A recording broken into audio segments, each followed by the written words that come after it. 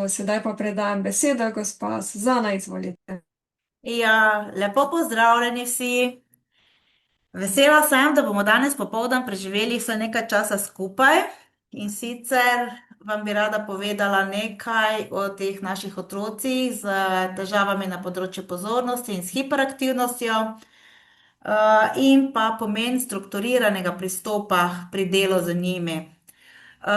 Sama se že v bistvu več kot 30 let ukvarjam s to populacijo.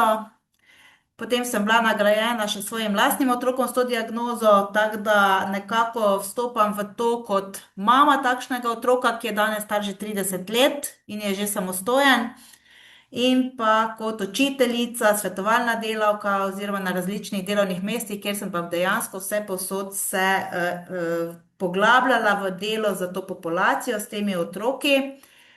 In enostavno si ne znam predstavljati življenja brez teh naših migecev. Tako da bi prosila, če gremo kar na prvi slajd.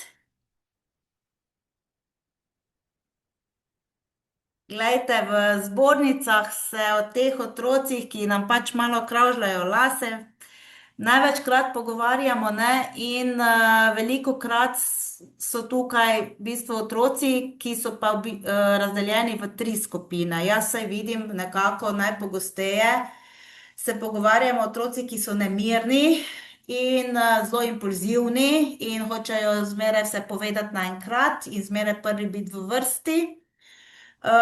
So pa taki iskreni in živahni, torej to so ti otroci z ADHD.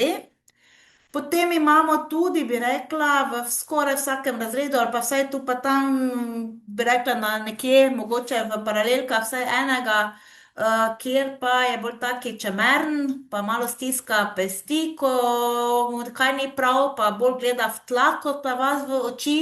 To so pa ponavadi ti eksplozivni otroci, kjer opažamo ena taka opozicionalna vedenja.